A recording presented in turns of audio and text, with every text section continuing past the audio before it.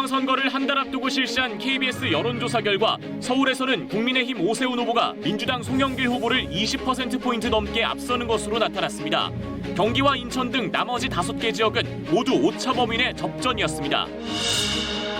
새 정부 초대 내각의 국무총리와 장관 후보자 5명에 대한 인사청문회가 동시에 열렸습니다.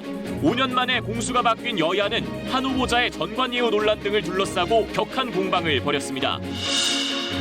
윤석열 대통령 당선인의 배우자 김건희 여사의 허위 경력 의혹 등을 수사 중인 경찰이 김 여사에 대해 서면 조사를 하기로 최종 결정했습니다. 단독 보도합니다.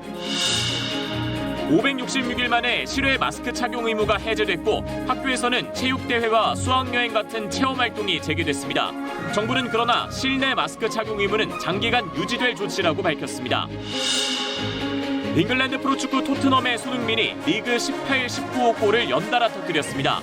손흥민은 차범근 전 국가대표팀 감독이 갖고 있던 한국인 유럽리그 한 시즌 최다 골 기록을 넘어서며 새 역사를 썼습니다.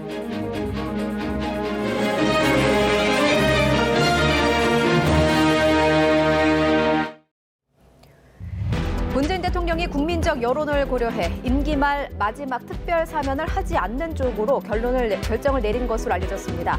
청와대 고위 관계자는 특별 사면에 대해 아는 바가 없고 공식적으로 논의를 한 바도 없다고 밝혔습니다. 민주당은 내일 국회 본회의에서 형사소송법 개정안을 통과시켜 이른바 검수완박 관련 입법을 마무리할 계획입니다. 지난달 30일 검찰청법에 이어서 내일 형사소송법까지 본회의를 통과하면 검수완박 법안은 문재인 대통령의 공포 절차만 남겨두게 됩니다.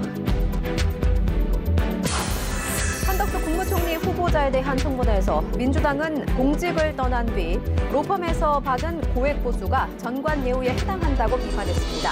한 후보자는 국민 눈높이에서 봤을 때 높은 수준이란 점에서 송구스럽다면서도 전관예우는 아니라고 반박했습니다.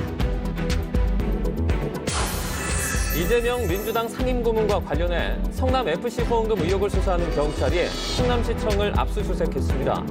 지난해 같은 사건에 한 차례 무혐의 결론을 내린 뒤 검찰의 보완 수사 요구에 따라 본격적인 강제 수사에 나섰습니다.